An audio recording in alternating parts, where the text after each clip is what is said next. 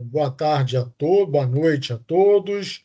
Hoje é dia 27/11, 19h05.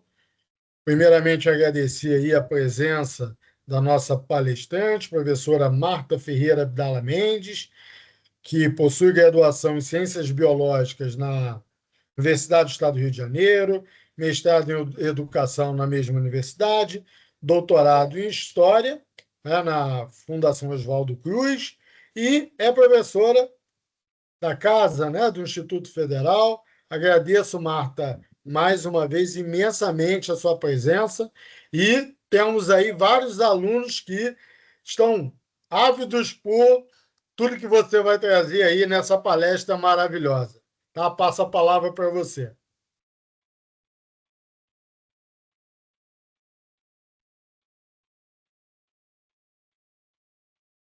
Marta, você está sem áudio.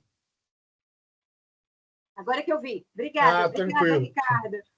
Obrigada, turma, por estarem aqui prestigiando. Espero que outras pessoas possam entrar. E, mais uma vez, eu agradeço o convite e esse espaço para o Ricardo para participar mais uma vez, né, da possibilidade de falar com as turmas, tanto da pós-graduação, e se tiver alguém da graduação, ensino médio, então, melhor ainda. Mas é sempre um convite assim, muito bem recebido. Então, Ricardo, fica à vontade, porque podendo fazer, eu estou aqui. Mas também com todos da turma entrando, eu vou em dar início, eu só vou me apresentar um pouco. Em alguns outros momentos eu já tive participando com vocês, não sei se todos estavam aqui presentes. Sou professora Marta Vidala, sou professora do Campus Mesquita. E lá no Campus Mesquita eu já coordenei a especialização em educação e divulgação científica, que era presencial, e em 2022 nós transformamos em à distância. Então, ficou especialização em divulgação científica à distância, na qual eu fui coordenadora também, e depois eu passei, em 23, eu passei a coordenação. E lá em Mesquita nós temos o curso de especialização em neuroeducação, que é presencial, e nós temos um mestrado, que é o mestrado profissional, Educação Profissional e Tecnológica, que se chama ProfEPT, que é um mestrado profissional em rede. Então, são vários institutos federais do Brasil todo que participam, e a participação do IFRJ dentro do ProfEPT é pelo Campus Mesquita, na qual eu faço parte do corpo docente também. E também já coordenei o mestrado.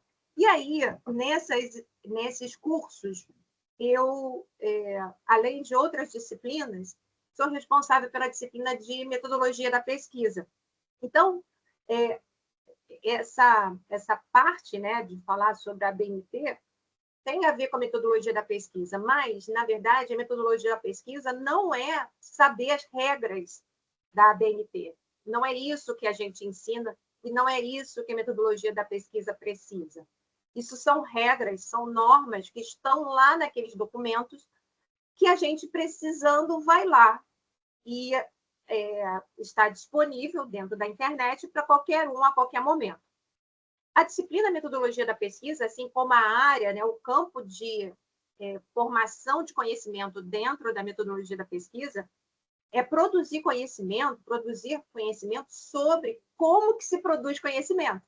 Então, é exatamente a metodologia, quer dizer, o caminho para se aprender a pesquisar. E aí temos uma coisa bem interessante, que é entender a pesquisa não como uma pesquisa que reproduz os métodos das pesquisas relacionadas às ciências naturais, da matemática, da física, da química, da biologia. Isso, por muito tempo, a gente ainda ficou muito restrito à ideia de método científico como um método vindo das ciências da natureza. E hoje a gente compreende, hoje não, muitos anos isso, né? Compreende a partir de teóricos da área da sociologia, da área da antropologia, da filosofia e da história, entendendo que há particularidades em cima da produção de conhecimento de determinadas ciências, as ciências humanas e as ciências sociais e sociais aplicadas. E é onde nós estamos. Então, E qual é a pesquisa que mais se apropria, é mais apropriada para essas, digamos, ciências? As pesquisas qualitativas. Então, as pesquisas se dividem, podem ser qualitativas, quantitativas e mistas, né? Quando é qualitativa e quantitativa ao mesmo tempo. Mas uma pesquisa que não é somente na área das ciências humanas, ciências aplicadas e sociais, é uma pesquisa apenas quantitativa. Então, a gente sempre está dialogando com a sociedade, sempre está dialogando com esse sujeito social. Por isso, é uma pesquisa qualitativa. E aí, então, entendendo que a gente precisa ter esse campo de análise da pesquisa qualitativa, para onde vocês estão envolvidos, né? Muitos de vocês aqui da pós-graduação estão fazendo suas pesquisas para gerarem um TCC. Muitas vezes a gente fica procurando entender as normas, as regras que se tem. E aí, de um tempo para cá, a gente, então, teve algumas modificações relacionadas a algumas normas que têm a ver com as nossas pesquisas, que é formalização de trabalhos de conclusão de curso, dissertações, teses, são todas são normas específicas para esses tipos de produto que tem que ser escrito para uma pesquisa existir, porque a pesquisa ela só existe quando ela é escrita, ou na forma de um artigo, ou na forma de trabalho de conclusão de curso, que pode ser tanto uma monografia como um artigo. No nosso caso aqui do FRJ, nós temos 3 modalidades, e também na forma de memorial descritivo, quando se tem uma pesquisa super bacana, que é uma pesquisa que tenha produto educacional como uma consequência. Então, há uma pesquisa teórica e tem a proposição de um produto educacional com a pesquisa que é, no caso, no IFRJ, com o memorial descritivo, né? Que é a parte escrita que segue esse tipo de pesquisa. E aí, o que está acontecendo? É que, naturalmente, vocês vão precisar recorrer a padronizações. Então, por isso que hoje a gente está aqui falando o que há de novo na ABNT. Então, a gente vai, vocês, nós, pesquisadores de qualquer nível, vamos ter que, de algum momento ou outro, ir na ABNT para poder, através das regras e das normas lá estabelecidas. Bom, aí, o que eu trouxe aqui para vocês é uma nuvem de palavras que a gente encontra muito quando a gente fala de ABNT. Aqui no cantinho, à esquerda, tem o nome da ABNT, que é a Associação Brasileira de Normas Técnicas, e o site, que é normasabnt.org, e elas são definidas como umas normas brasileiras. Então, a gente está falando aqui no Rio de Janeiro, no norte ou no sul, estaremos todos atrás das regras desses documentos. Tem várias normas. Normas para as partes textuais, pré-textual, pós-textual, todos da ABNT, que não é essa que a gente vai tratar. Tem normas técnicas para elaboração de instrumentos, tem normas variadas no Brasil e que determinados setores da sociedade se utilizam. E no caso da gente, a gente vai procurar as normas acadêmicas que têm a ver conosco. E aí, observando essa nuvem de palavras, o que vem muito grande para a gente é a palavra padronizar e créditos. Então, padronizar por quê? Porque senão a gente fica cada um fazendo a sua pesquisa, na verdade, a escrita da sua pesquisa, da forma que lhe convém, da forma que é mais legal para cada um. E aí é por isso mesmo que ela tem esse sentido, ela tem uma norma, é importante para padronizar, ou seja, todo mundo, quando ler um texto acadêmico, seja no nível de um TCC, monografia, seja no nível de uma tese de doutorado, nós estaremos padronizados nas mesmas regras. E a outra palavra que é crédito, a palavra bem grandona aqui, crédito, que é dar os devidos créditos aos autores usados no trabalho acadêmico. Então, essas normas relacionadas a nós hoje, ela tem exatamente 2 funções importantes para a gente hoje. entender que elas são para padronizar essa escrita e para que a gente possa, então, dentro de um texto acadêmico, ter uma leitura igual, né? E a outra palavra é bem grande que está escrita aqui, dar crédito aos autores, ou seja, definir o que é autoria. E aí é por isso que, antes de falar das normas, eu trouxe aqui para vocês um assunto muito importante, que tenha muito a ver com a gente, e principalmente nessa era, na era informacional que nós estamos vivendo. Então, a gente tem aqui a ideia de combater com esse crédito que a gente está dando para os autores, o plágio acadêmico. E aí, diante de duas referências aqui embaixo, uma da FAPESP e a outra de Meschini e Francelli, eu trouxe para vocês a definição de plágio. Plágio acadêmico é a utilização de ideias ou formulações verbais, orais ou escritas, de outrem, sem dar-lhe por elas, expresse claramente o devido crédito. A palavra, mais uma vez, aparece. De modo a gerar razoavelmente a percepção de que sejam ideias ou formulações de autoria própria. Isso é um documento de uma organização própria para pesquisa, a FAPESP, assim como a gente tem na FAPERJ, né, no Rio de Janeiro. Agora, vamos ver o que Meschini e Francelli diz nesse texto que eu trouxe de 2020. Plágio é a utilização de ideias, textos, imagens ou qualquer forma de criação intelectual de outra pessoa, apresentando-as como se fossem próprias, sem devida citação da fonte original. Então, essas palavras para a gente, devido crédito e devida citação, tem tudo a ver com o nosso encontro hoje.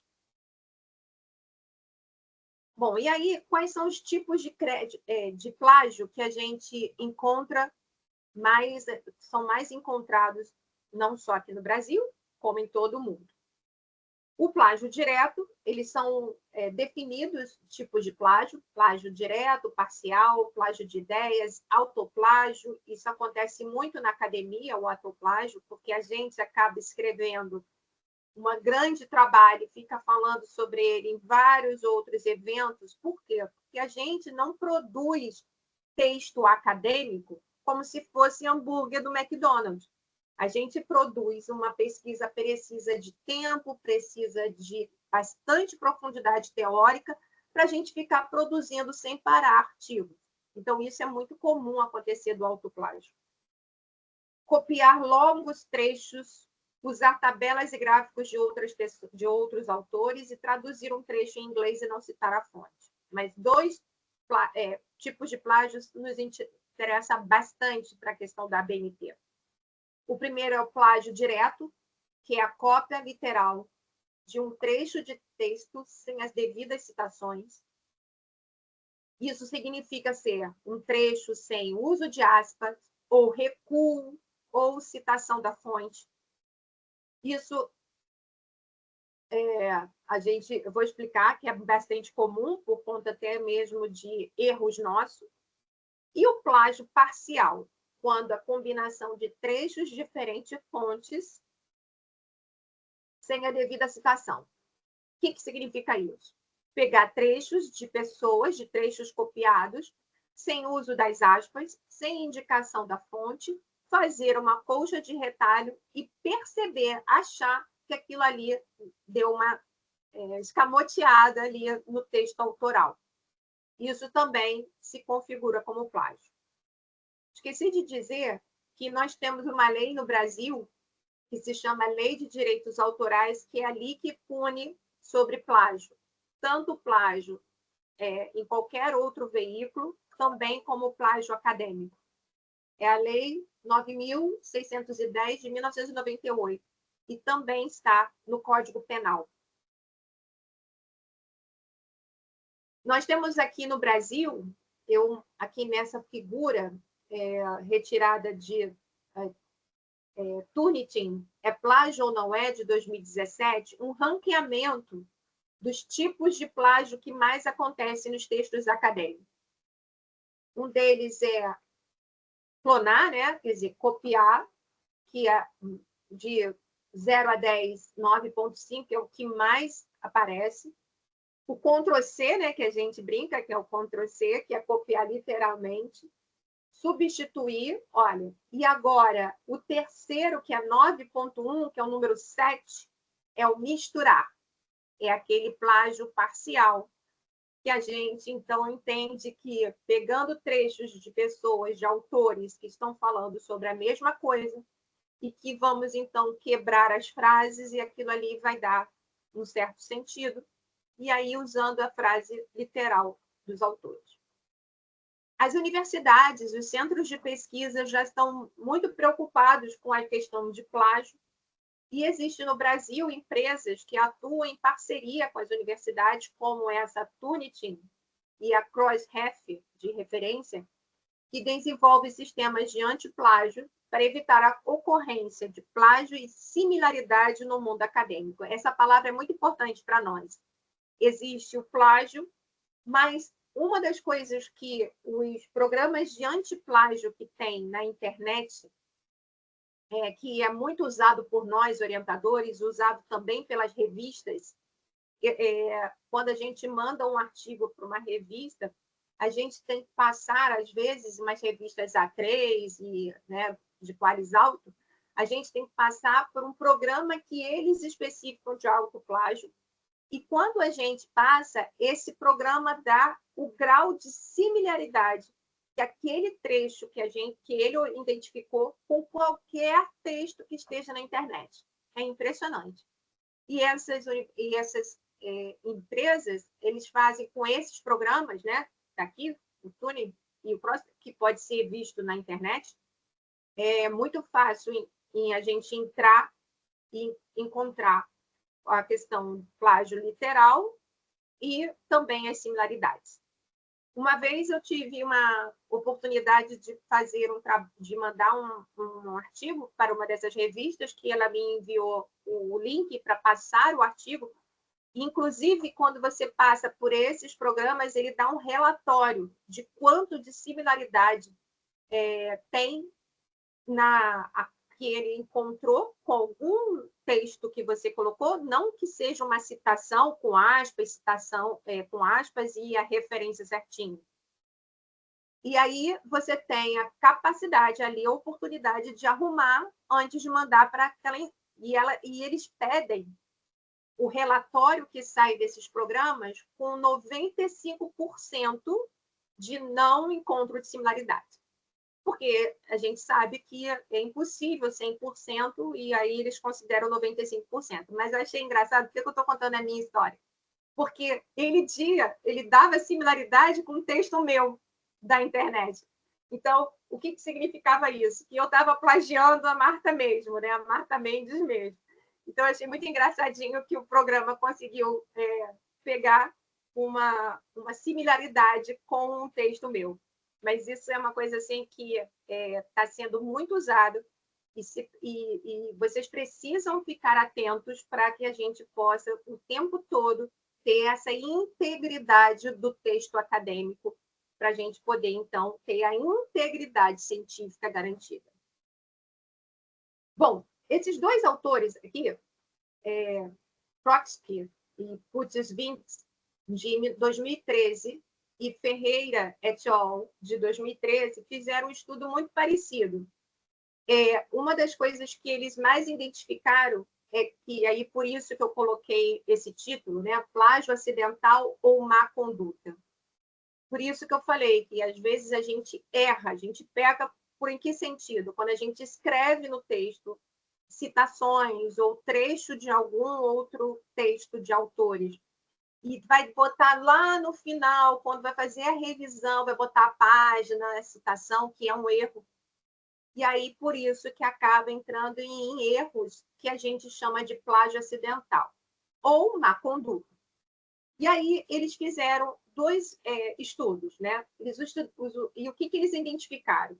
Fizeram estudos com graduandos e outros fizeram estudo com pós-graduandos. Estudantes utilizam textos alheios, mas não sabem indicar corretamente a fonte original. E essa palestra elaborada e pedida pelo professor Ricardo tem tudo a ver com o que eles chegaram à conclusão, né? Que os estudantes utilizam de textos alheios, mas não sabem indicar corretamente a fonte original.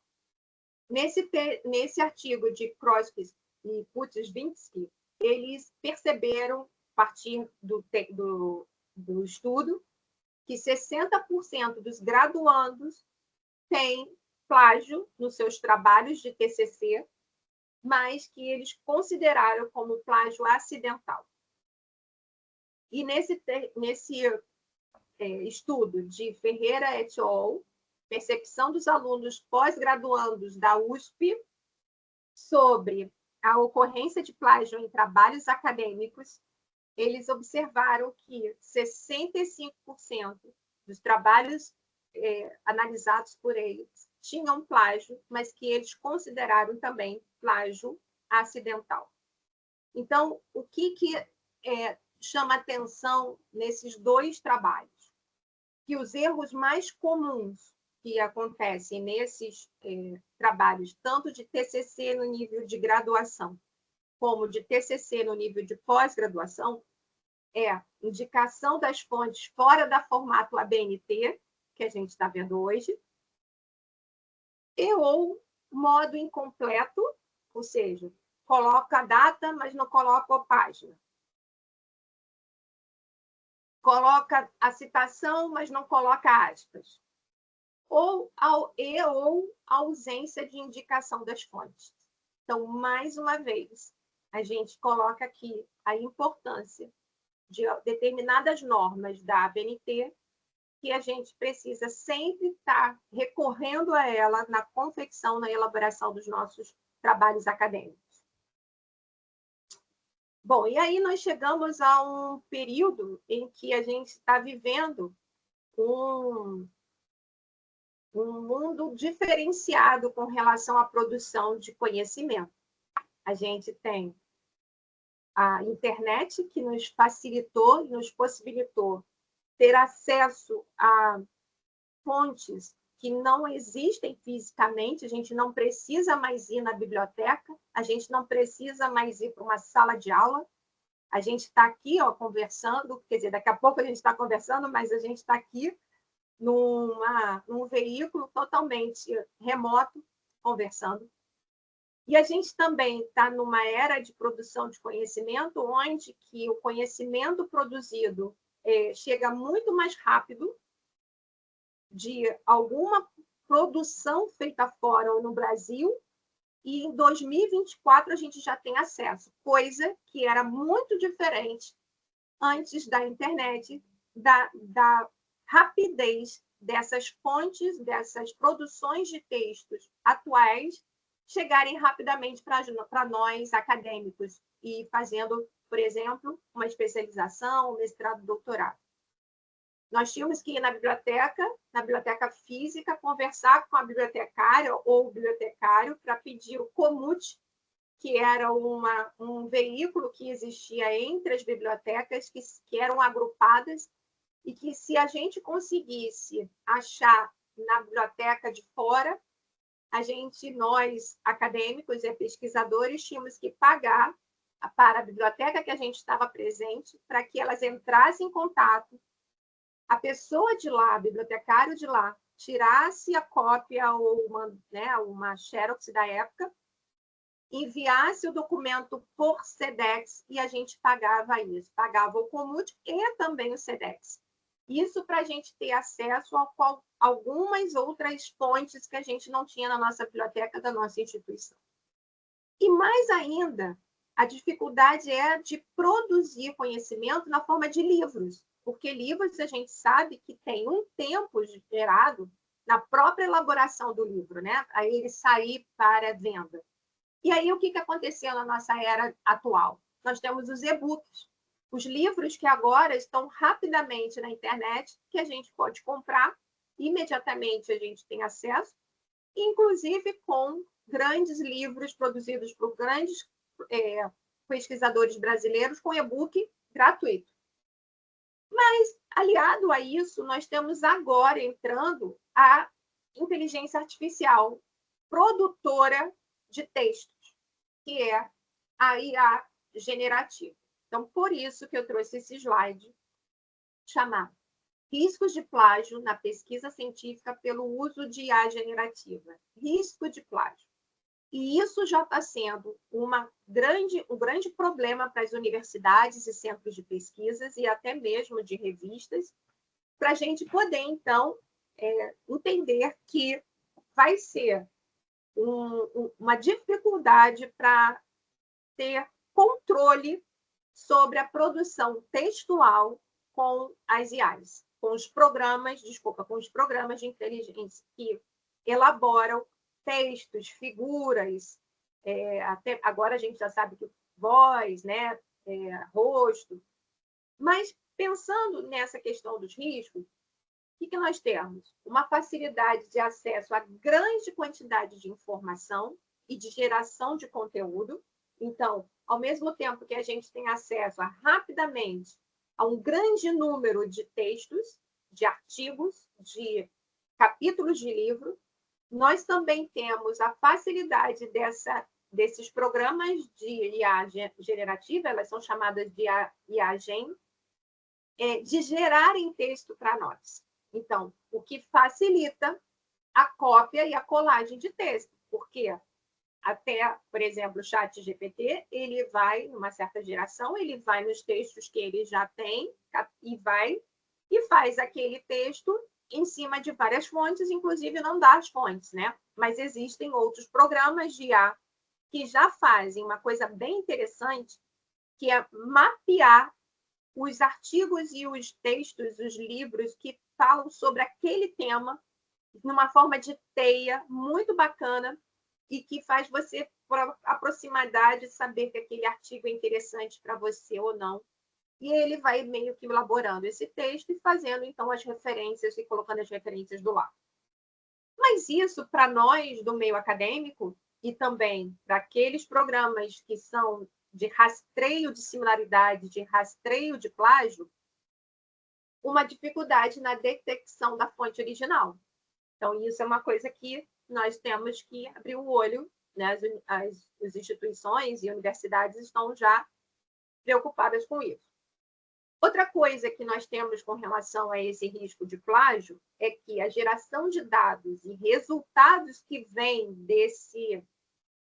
dessa junção de textos que o programa nos facilita, uma questão muito importante para que a gente possa debater, que é o resultados falsos, ou seja, traz para a gente algumas produções que não existem, inclusive até mesmo respostas enviesadas, trazendo questões demagógicas e problemáticas que podem, então, ser utilizadas para apoiar argumentos plagiados e propagação de desinformação científica.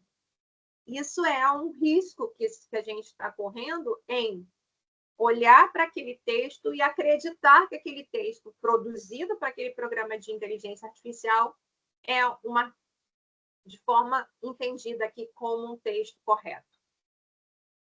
E aí eu trago aqui para vocês, então, que o uso de programas de inteligência artificial generativas para buscar ou reescrever um texto copiado pode ser considerado fraude acadêmica, ou plágio, ou violação dos direitos autorais.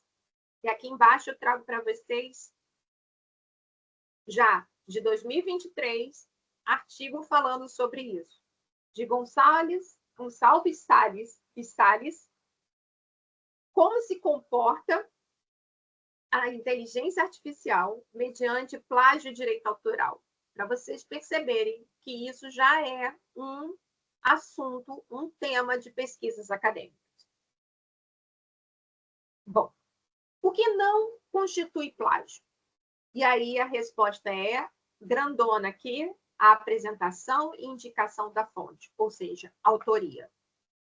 E aí, pensando que a autoria é apenas colocar o nome daquele autor, autora, não. ele significa muito para nós aqui no meio acadêmico. Autoria é dar crédito. E esse crédito significa reconhecimento dentro da comunidade científica, o que gera prestígio, e aí para Bourdieu, que eu trago aqui para vocês, isso gera para nós, no capital científico, o que significa capital científico? Significa autoridade sobre aquele assunto. E é, portanto, por isso que em determinados níveis a gente é, então, considerado para vir falar com vocês sobre algum tema. Porque nós, no consenso científico, ou seja, numa comunidade científica, acreditamos a essa pessoa um valor que significa esse capital científico e que Bourdieu nos traz para outro tipo de capital, que é o capital que é científico, que é uma moeda. A gente não recebe para estar aqui falando, mas a gente recebe no reconhecimento de ser uma autoridade naquele assunto. Unicamente a autoridade? Não. A gente tem os nossos pares, para quem a gente pode, então, dialogar e para quem a gente pode, então, dividir. E por isso que todos os nossos trabalhos, sejam tantos de vocês, em qualquer nível de TCC a doutorado, passa por uma banca, aonde a gente está ali nessa banca validando aquele conhecimento, aqui, na verdade, aquilo que está escrito ali, que é uma resposta possível àquela pergunta, àquela argumentação que você fez lá no início. E aquele momento da banca é onde a gente está reconhecendo, a partir do nosso consenso científico, que aquele trabalho tem substâncias, se sustenta. Porque você passou, então, pelos seus pares. Bom, então, veja, o que não constitui plágio? A primeira pergunta é apresentação e indicação da fonte, ou seja, autoria. E a outra pergunta, quanto o plágio é aceitável? O plágio, que a gente chamou aqui de acidental, plágio acidental, ele é aceitável? Então, a resposta para essa pergunta, quanto plágio é aceitável? É nenhum. Então, o plágio é uma violação da integridade acadêmica, por isso que eu falei da integridade científica, e nunca é aceitável. Quando a gente tem... eu já vi trabalho que Chat foi o coautor do trabalho acadêmico. Poxa, que interessante! Isso a gente pode começar a colocar. Até mesmo já estou vendo trabalhos onde está assim, figura, aí está a fonte, gerada pelo ChatGPT. Então, já está começando a entrar, por exemplo, as figuras que são geradas são figuras que podem muito bem, a partir do seu comando, que não existe, inclusive, uso de figuras, a gente precisa pagar direitos autorais, né? Porque você, né? E aí, no caso, você acaba escolhendo figuras que são de acesso público. Mas se você faz esse comando para uma inteligência artificial, né, algum programa, ele vai criar uma figura que é, digamos assim, nova, e aí já está sendo colocada em determinados trabalhos a fonte como criada por ChatGPT. Mas obrigada aí pela complementação, muito obrigada. Bom, então, aí vamos lá, está aqui do lado. Quanto de plágio é aceitável? Nenhum. Plágio acidental. O que acontece? Somos nós, orientadores, que temos que ficar vendo isso. Passa por nós? Passa por nós. Passa pela banca? Passa pela banca. Isso não é a gente não é infalível, nem a gente está querendo que seja 100% peneirado, inclusive porque o plágio acidental ele é possível. No momento em que você não coloca o número da página, você não coloca as aspas, isso tudo é uma coisa que vai acontecer em algum momento. Mas, quando é percebido pelo orientador, pela orientadora, ele rapidamente ali tem um filtro. Então, tem o primeiro filtro para aquilo ali, faltou a página, isso aqui, e a gente vê claramente, porque já começa a ter uma figuração de frase diferente de como está vindo, a gente coloca rapidamente na internet, a gente já consegue achar, a gente indica e é consertado. Um outro momento de filtro é a banca. A banca passa por mais 2 leitores, né? Nós, quando estamos na banca, a gente está fazendo o papel do seu futuro leitor. Um futuro leitor que tem a ver com o seu campo acadêmico, por isso que nós estamos ali, mas o seu texto ele vai ficar dentro de um repositório que pode ser lido por qualquer pessoa interessada, desde um professor dentro da sala de aula até um executivo que esteja fazendo alguma coisa relacionada a um estudo para o seu trabalho, tem a ver com o que ele está trabalhando lá dentro da empresa dele. Mas nós ali na banca estamos representando os seus leitores acadêmicos, e somos mais um filtro, onde a gente vai fazer o que, de repente, não foi possível fazer, porque na hora da orientação, nós estamos muito mais atentos a outras coisas que precisam ir para uma defesa. Bom, então, como evitar cometer o plágio ou corrigi-lo? Então, tem os filtros. O primeiro filtro de orientação é a leitura do seu orientador, orientadora. E aí, eu trago para vocês usar corretamente as normas de citação, remissão e referenciação da ABNT. Então, por isso que eu comecei a falar do nosso encontro hoje, não pelas normas, mas para o sentido que a norma tem para nós acadêmicos. Ela não é uma regrinha que apenas existe para encher o nosso saco. Inclusive, ela enche. Mas é porque tem sentido para que nós sejamos protegidos contra as coisas que a gente pode cair naturalmente, porque somos falíveis. Então, a gente tem que, pensando nessa questão do plágio e da integridade acadêmica científica do nosso texto acadêmico, nós temos 2 normas importantes que eu vou trabalhar com vocês agora.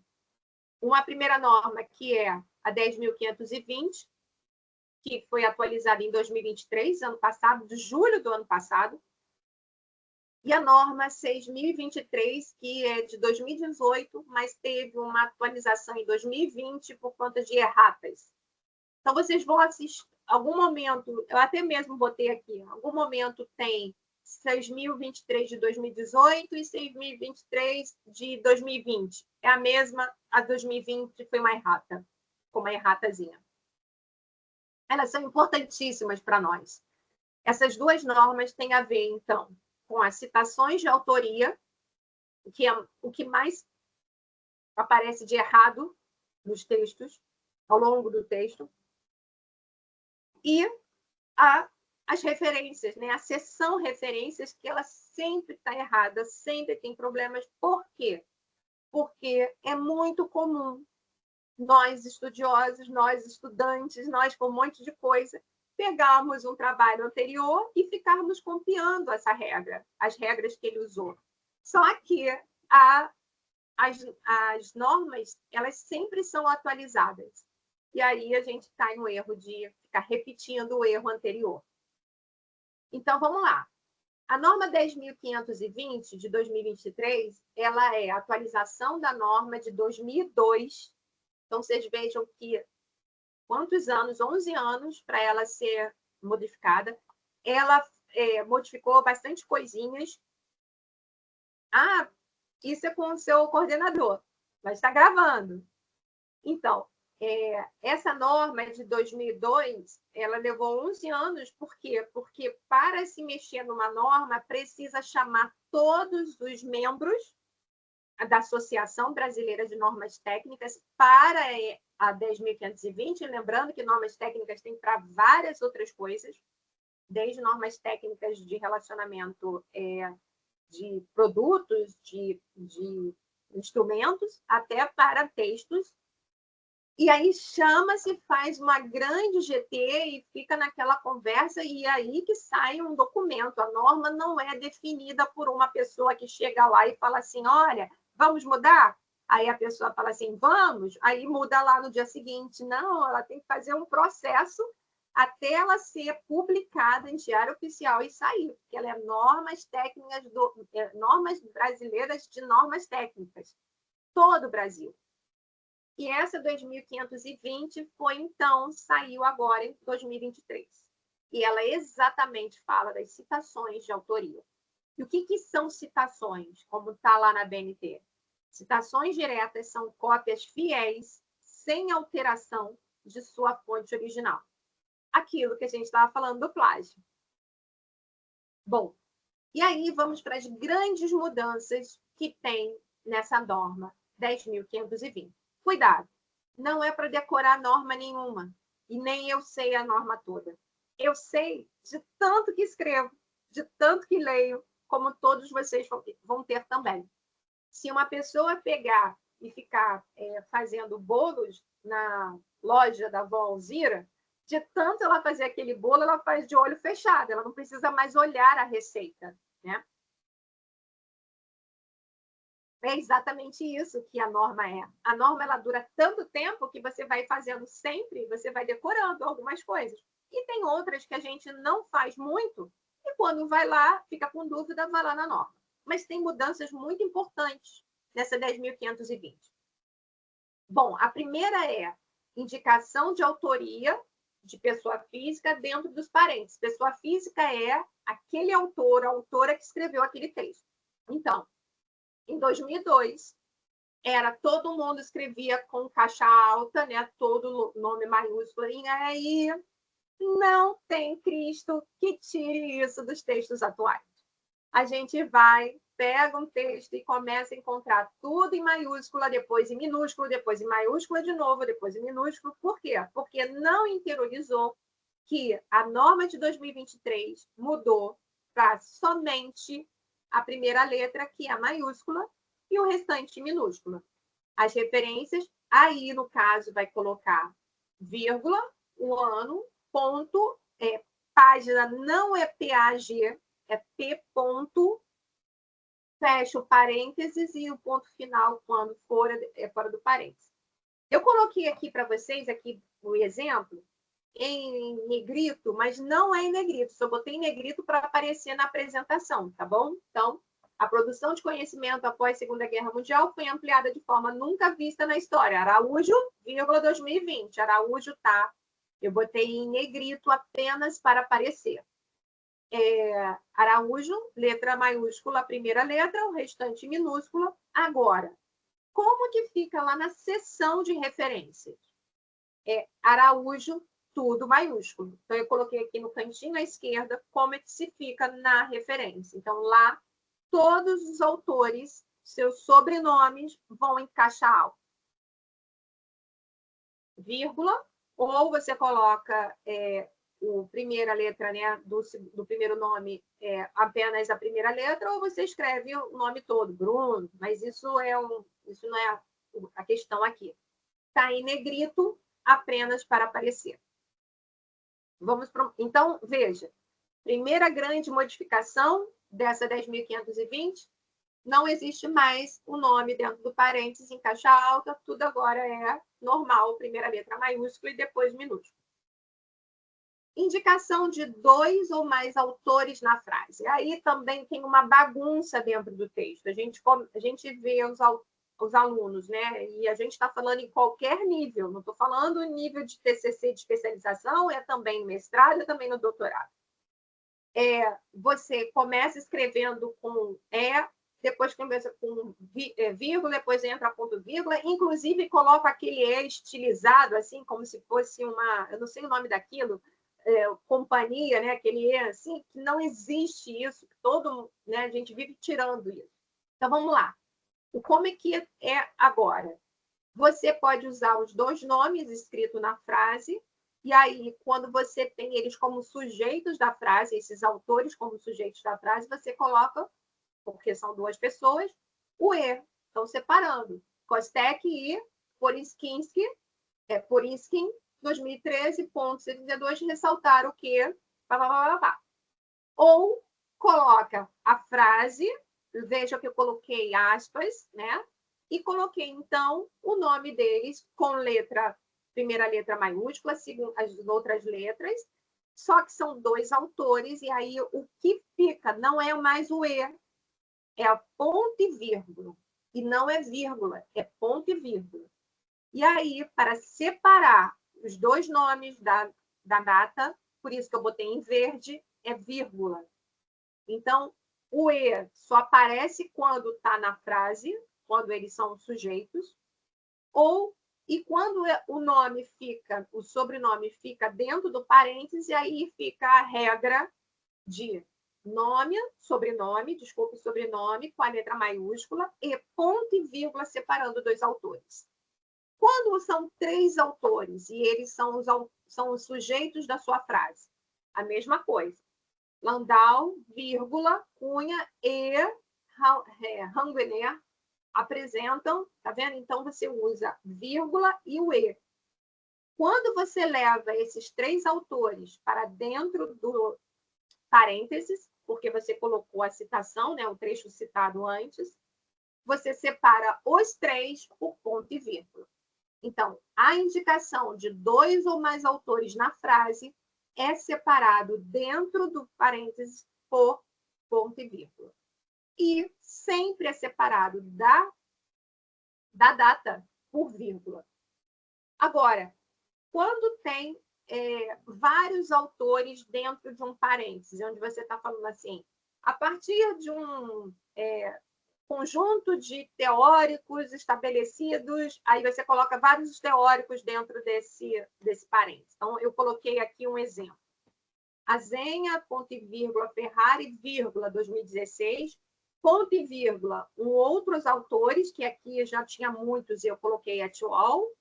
Aí depois botei ponto e vírgula e separei todos os outros com ponto e vírgula. Então, veja só, tem ponto e vírgula para separar os autores entre si, quando eles são os mesmos autores daquela obra, e tem ponto e vírgula para separar um conjunto, uma obra da outra obra.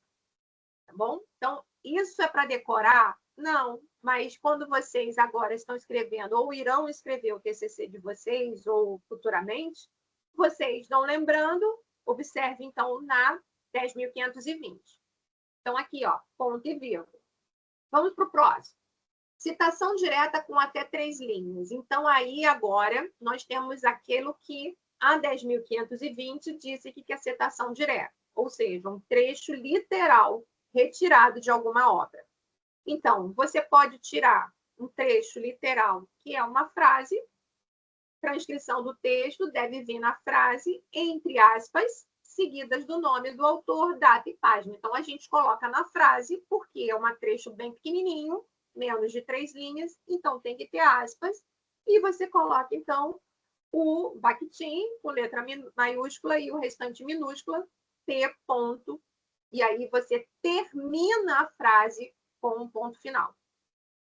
Ou você coloca o autor na frente, né, segundo Prunes, e aí coloca a data e o ponto, e a aspas, por que está na frase? Porque é menor de 3 linhas. Beleza, isso continua. Agora, o que mudou da 10.520 com relação à citação direta com mais de 3 linhas? Desculpa, que eu errei e vou consertar. Com até 3 linhas, e aqui é com mais de 3 linhas. Então, tem que se tirar daquele parágrafo e colocar num parágrafo distinto com recuo. Então, eu coloquei aqui no quadrinho amarelo um exemplo para vocês. Aqui, então, está a frase e a citação direta que tem recuo.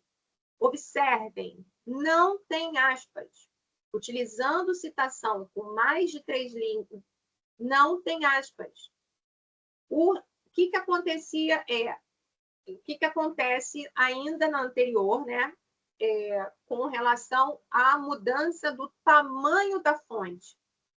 Eles, então, sugerem que seja menor do que a fonte usada. Se a fonte é 12, você usa 11 ou usa 10. Se você usava a fonte 11 aqui, você usa 10. Mas ele sempre tem que ser numa fonte menor do que o texto que você estava escrevendo. Aqui não tem espaçamento duplo, é espaçamento simples. Não tem aspas nesse recuo. E é finalizado, isso que 10.520 mudou. É finalizado com a parênteses, sobrenome do autor, autora, data, P ponto, e o ponto final, ele fecha a frase e não a citação. Então, isso é uma mudança da 10.520. Então, o ponto final é para encerrar a frase e não a citação, que seria aqui em serviços. Por isso que eu coloquei ele em negrito e em amarelinho, tá bom? Então, eu só vou corrigir aqui, assim que a gente parar de falar, eu vou escrever menos aqui, vou escrever mais. Bom, isso aqui é que deve ter o recuo, que a fonte é menor, que o espaçamento é simples e que não tem aspas. E o ponto final. Agora, mais uma coisa relacionada à citação direta com mais de 3 linhas, que eu escrevi certo. O que aconteceu na 10.520 de 2023? Houve uma mudança. Em 2020, de 2002 até essa última atualização, o que nós tínhamos? Uma exigência de recuo do trecho retirado, né, do recuo de 4 centímetros. Agora, a 10.520, ela coloca como recomenda-se, é uma recomendação que seja um recuo de 4 centímetros. Mas se você quiser recuar mais, se você quiser recuar menos para poder ficar, por exemplo, um exemplo muito bom para você recuar menos, quando a citação estiver no final da página, e aí ela vai quebrar a citação, que não pode ser feito isso. Você tem que levar a citação toda para a página depois. E aí, o que você faz para que aquela citação fique na página onde está o trecho, né, o parágrafo que você está relacionando? Você aumenta o recuo. E aí não tem problema, porque aí sobe a linha e você consegue colocar a citação dentro da página que já estava no finalzinho. Isso por quê? Porque a 2023 hoje coloca como recomenda-se, então isso pode ficar a cargo do próprio escritor, né? Do próprio momento que você está escrevendo. Isso é muito bom, então, para esse movimento de usar isso para não dividir uma citação. Cuidado para não dividir citação e cuidado para não dividir tabelas e quadros muito grandes. Então, aí você faz o quê? Diminui a fonte, né? Para ela poder tentar ficar numa página só. Nesse exemplo que eu trouxe aqui para vocês, você percebe, olha só, aqui, ó, vem o 4 centímetros de recuo, o texto, mas uma das coisas que a gente pode se utilizar é não escrever o autor aqui embaixo, escrever o sobrenome, a data e a página em cima, e um verbo para você poder ligar essa frase com essa citação. É um artifício bem bacana também, que aí você não precisa repetir aqui embaixo.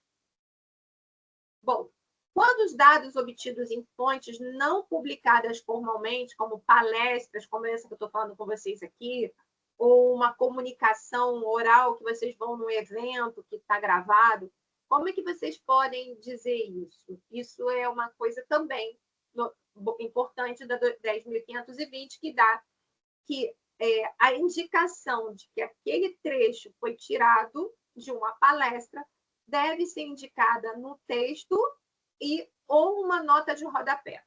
Então, vamos pensar aqui, se vocês estivessem fazendo um trabalho, e eu estou dando aqui uma palestra, como eu dei anteriormente, estou falando sobre plágio, e vocês vão colocar lá, né? No texto, os principais aspectos e mudanças da norma 10.520 de 2023 são importantes para a indicação de autoria, e aí vocês colocaram entre aspas, porque isso foi uma fala que vocês tiraram dessa palestra, e aí vocês colocam uma nota de rodapé, discurso da professora Marta Vidala, proferido na palestra ao curso em 26 de novembro de 2024. 26 não, 27, né, que é hoje. Então, esse artifício de vocês escreverem no texto que foi uma palestra assistida no evento X, aonde a professora Marta Vidala Mendes colocou essa questão e bota entre aspas. Agora, tem que ter uma coisa muito importante que eu vou dizer quando elas não são fontes publicadas formalmente. Somente em fontes que vocês podem trabalhar com palestras, vídeos, lives, quando elas têm algum lugar ancorado, ou seja, essa palestra existe para qualquer um lá buscar. Então, ela tem que estar no YouTube, ela tem que estar no canal do FRJ, ela tem que estar gravada, ela tem que estar no CD, ela tem que existir. Por quê? Porque é isso que vai mostrar que você está se referenciando ao que foi dito. Porque senão você pode inventar o que aquela pessoa falou, né? Então, isso é muito importante com relação a esses trechos. Citação direta de documentos sem numeração de páginas. Isso é muito comum com as questões de leis, né, de normas. Então, em 10.520 também coloca que para citações diretas de documentos não paginados, convém que se indique a localização do trecho conforme consta no documento. Então, por exemplo, nesse caso aqui, eu peguei um trecho do Ministério, do plano diretor, e estava no capítulo 5º, no artigo 49, inciso 1. Eu não tinha a página, mas eu coloquei exatamente aonde vocês podem encontrar. Agora, observem que eu vou falar sobre isso. Brasil agora, ó, é com primeira letra maiúscula, o restante minúscula, não é mais Brasil com caixa alta, e na referência, lá no seção referências, é caixa alta, Brasil e Brasil. Vejam aqui no seu cantinho à esquerda.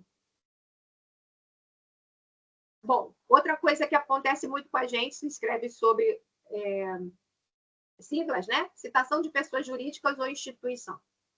10.520 já coloca como recomenda-se que as siglas sejam grafadas em letras maiúsculas. Então, se você se utilizar da sigla sempre em letra maiúscula, ou escrita, então sempre se escreve antes o nome da sigla e depois entre parênteses a sigla. Então, Organização Mundial da Saúde, com letra maiúscula e minúscula, e aqui dentro OMS. E aqui embaixo, eu coloquei para vocês a OMS, ou vocês podem, 10.520 considera que pode colocar também por extenso. Então, Organização das Nações Unidas, 2023, página e ponto. E aí, observem que também não é mais em caixa alta. Mas, como é que fica nas referências, na seção referência? Tudo em caixa alta, Organização Mundial da Saúde. Bom, aqui eu coloquei mais uma vez citação de pessoa jurídica quando a fonte deve se apresentar pela jurisdição o nome do órgão superior em letras maiúsculas e minúsculas. Então, o que é importante aqui? Que antes era no Ministério da Educação, você colocava a sigla do MEC. Hoje, os ministérios não é mais o ministério aqui dentro. Aqui agora é Brasil. Brasil com letra maiúscula como início e minúscula depois. Ou no Ministério da Educação, aí bota a fonte, Brasil, 2006, artigo tal, aí continua escrevendo. E como é que fica nas referências? Brasil com letra maiúscula, todo, Ministério da Educação e depois o documento. Então, tenham cuidado com isso quando forem se utilizar agora de documentos relacionados a instituições governamentais. E aí tem uma expressão que a gente se utiliza muito e a 10.520 também mudou. O uso do et al. No texto. A indicação de autoria com mais de 3 autores.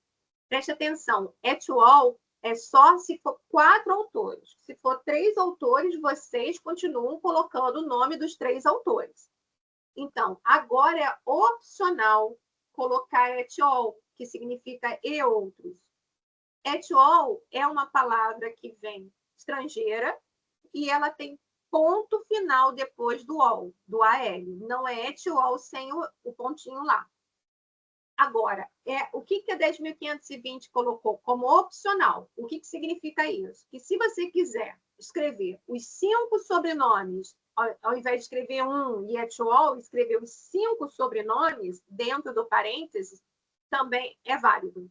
Antes era só Araújo e et al., como está aqui nesse exemplo que eu botei para vocês. Mas agora, com a 10.520 fazendo uma flexibilização, Araújo, ponto e vírgula, Magnus, ponto e vírgula, Sebac, Debastiani e Handke, com ponto e vírgula, colocou o nome dos sobrenomes de todos os autores. Tanto assim como assim. Como é que fica nas referências? Na seção referências, todos os nomes dos autores têm que aparecer. Não existe et al. Nas referências. Eu coloquei em negrito apenas para aparecer aqui mais na palestra para vocês, mas é tudo em caixa alta, os sobrenomes de todos os autores daquela obra que vocês estão referenciando. Bom, falei de expressão estrangeira, mas eu separei o et al, porque o et al ele é utilizado apenas quando tem mais 4 autores para cima, mas agora tem essa flexibilização de poder usar os sobrenomes de todos. Mas tem uma questão importante na BNT que se chama expressões estrangeiras. Então, nós temos palavras que a gente se utiliza ainda nos textos que vêm de outras línguas. E as mais usuais, né, que são essas, elas são grefadas em itálico. Então, apud é uma dessas palavras, que quer dizer citado por. Então, você coloca o autor, que você está querendo dizer, que é o Schilsen, e aonde ele está citado. Você não foi em 1993, você leu o Duarte 2010. Então, você usa a palavra apud. Apud é em itálico. A mesma coisa acontece com et al, que quer dizer e outros, né? Ó, o pontinho aqui, ó, ponto final aqui, que é em itálico.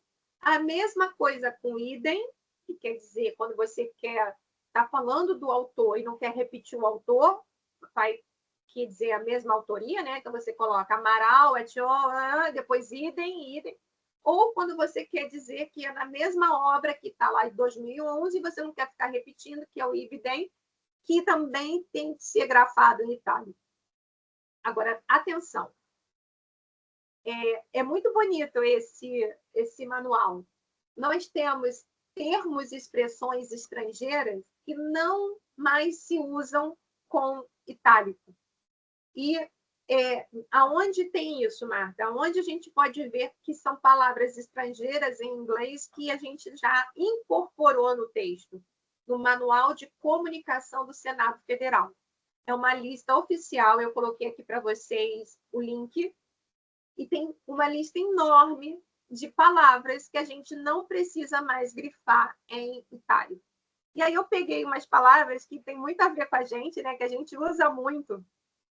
Olha só, a posteriori, a priori, abstract, ad hoc, e-book, e-mail, offline, online, outdoor, SIC, que é aquela, quando a gente quer dizer, né, que a palavra foi falada daquele jeito, site, que a gente usa o tempo todo nos nossos trabalhos, né, quem quer fazer e-book, quem vai fazer no site, não precisa mais slide. Então, isso o que a norma que a ABNT define? Que vá no Manual de Comunicação do Senado Federal para saber quais são esses termos ou expressões estrangeiras que não precisam ser grafadas em itálico. Mas atenção, essas estão definidas na ABNT. Apud, et al, idem, ibidem também. Bom, e a 10.520, ela é muito importante para nós porque ela assegura que nós estamos, então, fazendo a citação de forma correta. Fazendo a citação de forma correta, a gente está colocando a autoria de forma correta. Mas existe uma outra norma, que é a 6.023, que é de referências. Então, ela é de 2018, mas ela tem uma versão de 2020, que é uma versão corrigida, que apresenta umas erratas. Então, todo mundo usa a 6.023, barra 2018, mas a gente encontra, inclusive eu coloquei para vocês, nesse slide aqui, ó, deixa eu voltar lá, ó, nesse slide aqui, é a ABNT, norma, né, brasileira, 6.023, segunda edição, 14/11 de 2018, e versão corrigida, 24/9 de 2020. Então, quando vocês acharem a norma 6.023, vocês já vão achar essa que é a correção de 2020, tá? Então, é bem fácil. E ela é importante porque ela vai criar a seção chamada de referências. Não é referências bibliográficas. Esqueçam isso. Não existe mais. Por que, que não são referências bibliográficas? Porque as referências agora entram tudo. Entra redes sociais, entra site, entra revistas e jornais, entra filmes e séries, entra trechos de podcast, entra eventos acadêmicos, como também em eventos de meio eletrônico, né? Quando tem os anais em digital, legislação, aqui eu botei bem grandão aqui, Brasil, com letra maiúscula, entrevista, então você pode ir lá procurar quando você tem entrevista, você pegou uma entrevista, por exemplo, do professor Ricardo numa live. E aí vocês vão pegar um trecho da entrevista e vão colocar a entrevista tal, 2024, e vão referenciar com o sobrenome, o nome do autor do vídeo ou do canal, título do vídeo, né, data de publicação, disponível o link de acesso do vídeo e a data que o vídeo foi acessado. Então, vocês têm que dizer acessado em abril de 2024 ou maio de 2024, porque ele pode não existir mais. Então, outra coisa aqui, de 2018, a anterior era 2002. Então, não é referências bibliográficas, são referências. E para cada uma dessas referências, nós temos um destaque negrito diferente. Então, vamos lá. Livro é o título do livro que é em negrito. Artigo é o título e o subtítulo não é em negrito.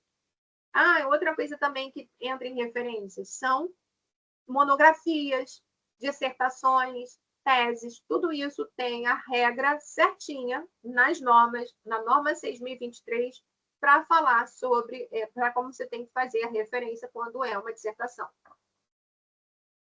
Achei interessante, coloquei aqui, site, o título da matéria em negrito. Então, vocês não podem colocar, como muito se vê, quando é uma aqui, revista ou jornal. Quando é uma revista acadêmica, tem o título do artigo, é o nome da revista que é em negrito.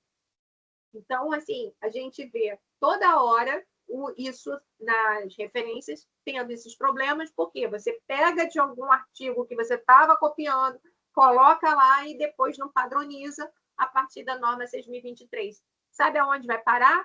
Vai parar pelo primeiro filtro, que é o orientador, depois vai parar nos filtros, que é a banca. E aí, a norma 6.023 também trouxe algumas mudanças, a norma de 2018, com essa de 2020, trouxe algumas mudanças importantes para nós, que eram umas coisas que a gente já fazia, de tanto que a gente copiava. Primeiro, não se usa mais os sinais de maior e menor para finalizar, para dar início e final ao link de endereço eletrônico. Então, você vai colocar lá nas suas referências, né? O artigo, o nome do artigo, o título do artigo, a revista em negrito, o volume, a página, o ano, e aí disponível como está aqui, aí você vai colocar o link, depois acesso em dia, mês e ano. Veja que eu não coloquei nem o sinal de menor, nem o sinal de maior para finalizar esse link. Outra coisa que mudou na 6.023, repetir o nome de um autor. Então, vamos supor que você leu 2, 3 obras de Rubensbaum. E aí você, antes, né, dessa mudança de 2018, o que nós fazíamos? Colocávamos o nome em primeira obra, um primeiro sobrenome em caixa alta, e embaixo nós substituímos esse vazio aqui por 6 subtraços, aqueles tracinhos baixos, né? E eram 6, não era a toda a vida com traços, eram 6. Então, a gente botaria aqui 6 subtraços, seguido de um ponto, e aí como mudar o mundo, né? A outra obra. Qual é a regra atual que vale? Repete-se o nome do autor quantas obras for lida. Então, se você leu Formações Econômicas Pré-Capitalistas de Rubensbaum e estudou também, né, referenciou em Como Mudar o Mundo, Marx e o Marxismo, repete o nome do autor. Lembrando, referências são aquelas obras que você citou ao longo do texto, seja dentro do parênteses, onde você colocou o sobrenome dos autores, ou seja, numa citação direta, onde você pegou um trecho literal daquela obra. Então, nas referências, é o que você usou, falou? E a outra regra que mudou é usar o espaçamento simples entre referências. Então, o que nós tínhamos? Agora a gente tem que usar o espaçamento simples, tanto para escrever a nossa referência toda. Então, por exemplo, essa daqui que tem 2 linhas, né? Amorim e Vieira, muito barulho para silenciar. A revista é Desinformação, continua, dar um enter só e espaço simples. Anteriormente, o que era? A gente dava um espaço duplo, desculpa, aí você dava aqui, ó, daqui de Amorim para a Associação Brasileira das Normas Técnicas, você dava 2 enter, ou seja, dois espaço duplo. Hoje não é mais assim. Você aqui tanto aqui como aqui entre Amorim Associação e Mesários, Estevam Mesários, eu só dei um enter, tá bom? Então eu deixei exatamente um enter para vocês verem como é que fica. Então toda a linha é espaçamento simples e quando mudar de uma referência para outra, é simplesmente um enter só, um espaço entre eles. Bom, e aí nós temos um outro grande problema, que não é da norma 10.520, nem da 6.023, que são grandes erros com relação às figuras, quadros, o que as normas chamam de imagens. Imagens e ilustrações são o que a gente pode chamar de figura, a gente pode chamar de quadro, tabela, mapa, infográfico, tudo isso são imagens ou ilustrações. E não podem ficar sem título na parte superior. Então, nenhuma dessas imagens pode ficar sem o título. Outra coisa, não pode ficar sem numeração.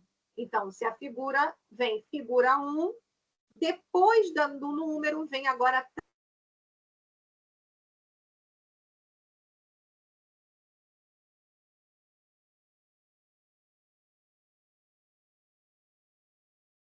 centralizados. Tá vendo aqui embaixo? Ó, toda agora figura tem que ter a fonte da onde você tirou essa figura.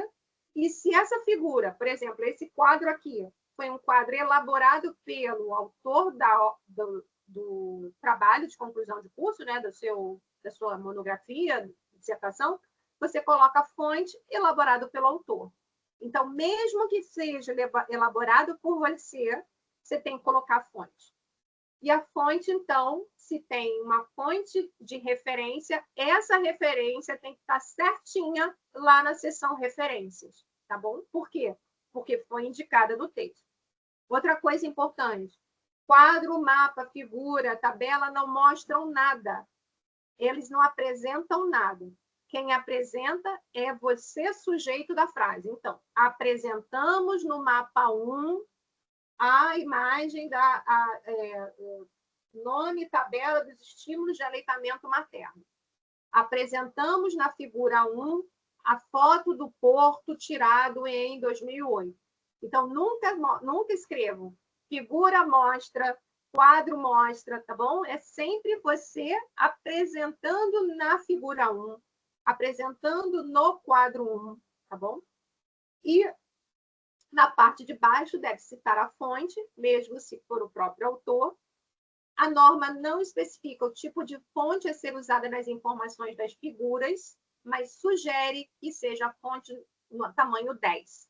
Aqui dentro, tá bom? Então, é uma coisa que fica a cargo da instituição ou do próprio, se não está na instituição, nas normas da instituição, pode ser definida pelo autor ao longo do texto de uma forma padronizada. Então, todas as imagens, sejam de quadros ou tabelas, que tiver alguma coisa escrita ou número, vai sempre aparecer no tamanho 10. Não pode uma aparecer no tamanho 10, depois a outra está aparecendo no tamanho 11, depois a outra está aparecendo no tamanho 12. É padronizar. Mas olha só, presta atenção. Figura, tá vendo aqui, ó, título da figura centralizado, nome do quadro, título do quadro centralizado, fonte centralizado. E aí nós chegamos a uma questão muito importante para nós no FRJ, que é o Manual de Apresentação de Trabalhos Acadêmicos.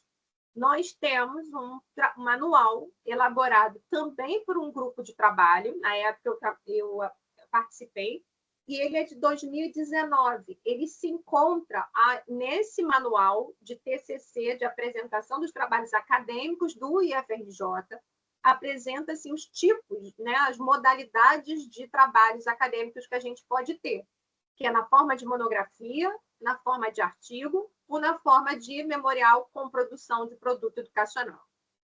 E está nesse link aqui, ó. Tá bom? Esse link aqui se vocês perceberem, o link está assim, ó. IFRJ Consulp Resolução 2010, Resolução Complementar, Resolução número 48, aprovar o Manual de Apresentação. Veja, o manual passou pelo GT, passou pela apresentação aos coordenadores e depois dos coordenadores foi para o Consulp, ou seja, o Conselho Superior da instituição, para determinar que esse é o manual para toda a instituição do FRJ, que não foge à BNT, mas que ela coloca ali várias regrinhas importantes. Por exemplo, ela é uma coisa muito bacana do manual. O manual, ele traz tudo que está na BNT espalhado, ele coloca no manual. Então, tem as regras para colocar os elementos pré-textuais, a regra para colocar apêndice, anexo, paginação.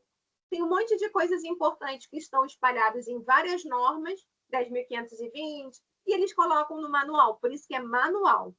Só que esse manual que nós temos aqui, ele é de 2019.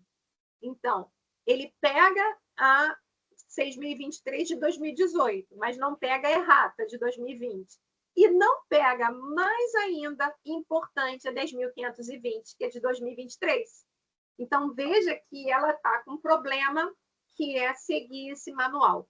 Então, o que está acontecendo atualmente no FRJ?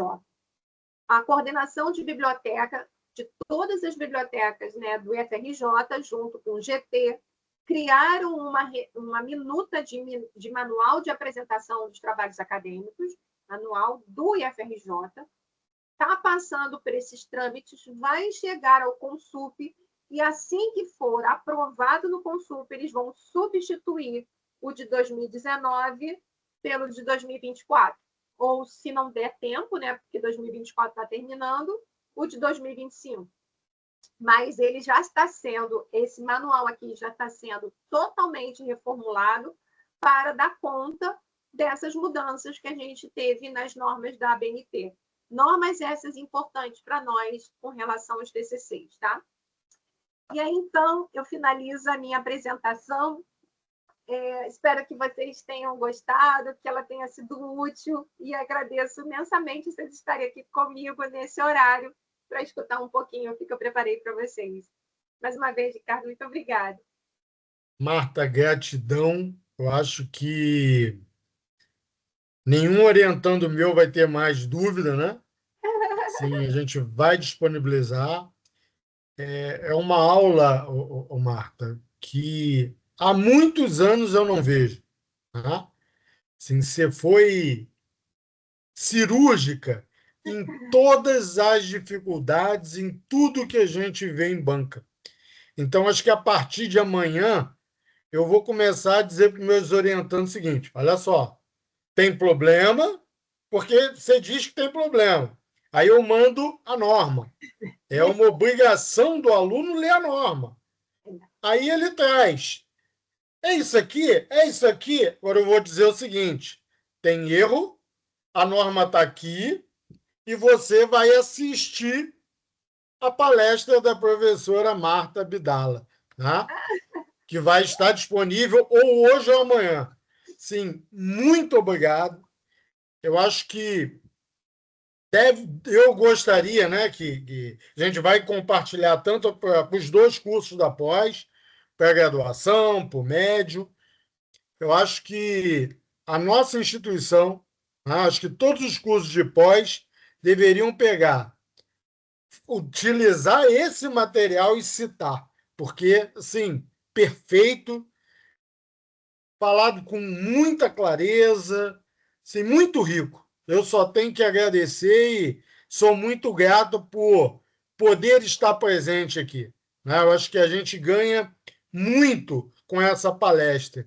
E ontem eu nem sei se foi ontem, né? Mas essa semana que a gente vai nessa pegada participando de uma banca, eu trouxe que acho que o Lindinei estava presente, não foi o professor Rony. Um aluno, um professor de terapia ocupacional, acho que é do campus de vocês, um aluno nosso que é professor. O Valente, né? Isso, Leonardo. Leonardo, Maravilhosa apresentação. ele é uma Tá? graça. E quando os trabalhos são de muita qualidade, eu gravo e disponibilizo, né? Claro que a gente sempre alinha e tal. No final da minha fala, eu falei a diferença que nós temos, né, é uma rede que, se bem utilizada, é muito rica. Né? Então, a gente traz uma professora que não faz parte do programa, mas está sempre com a gente, né? Isso. Para fazer uma fala muito rica e que acrescenta em muito a tudo que é falado dentro do curso. Né? Então, o diferencial da nossa rede federal é isso, a gente poder trabalhar com o que tem de melhor dentro da rede. Né? Então, eu acho que só tenho que agradecer e te dar os parabéns. Né? Sim, muito gratificante. Alguém tem alguma pergunta? Lindinei deixou aqui, excelente. A Ana Paula, sou do curso de pós-graduação em ensino de ciências e Que gostaria de ter bacana, acesso. Olha que que legal. bacana, né? Eu Eu queria agradecer. compartilhei.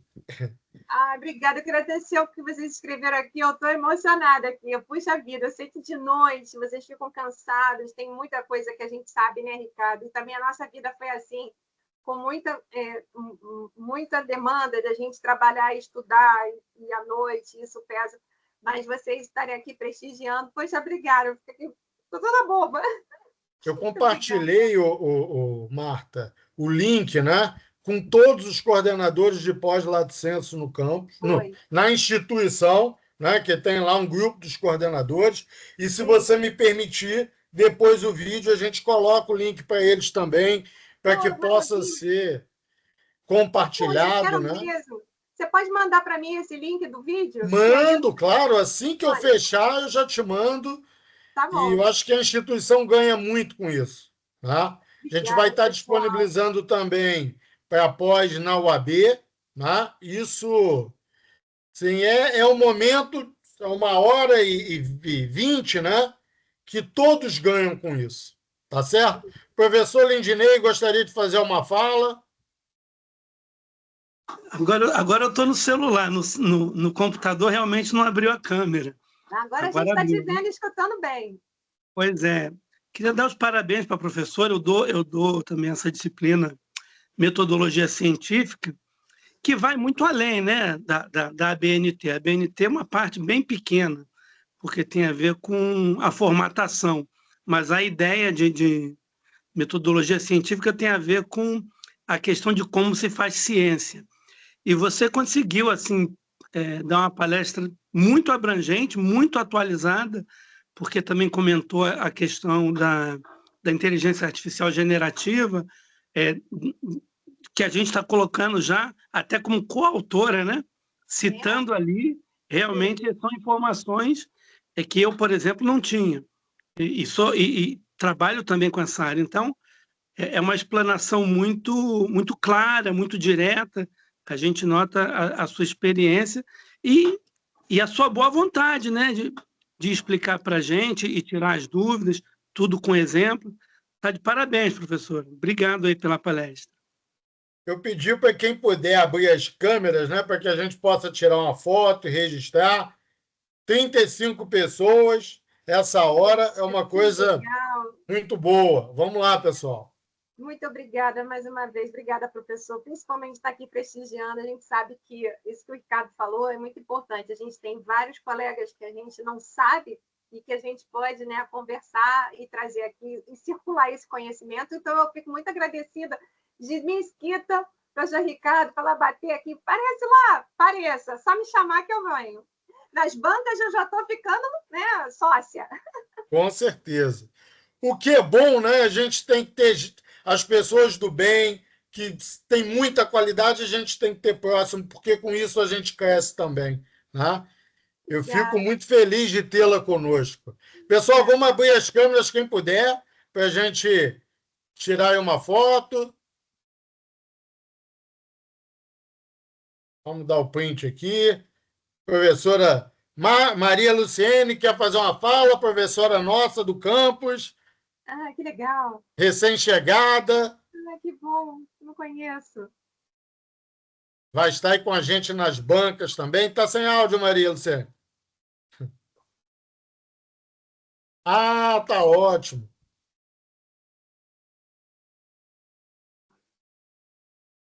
Deixa eu ver se eu consigo. É que eu já habilitei todas aqui para todo mundo que puder. Pessoal, muito obrigado, gratidão. Vou estar encerrando aqui a gravação para estar disponibilizando aí o mais breve para todos. E, novamente, Marta,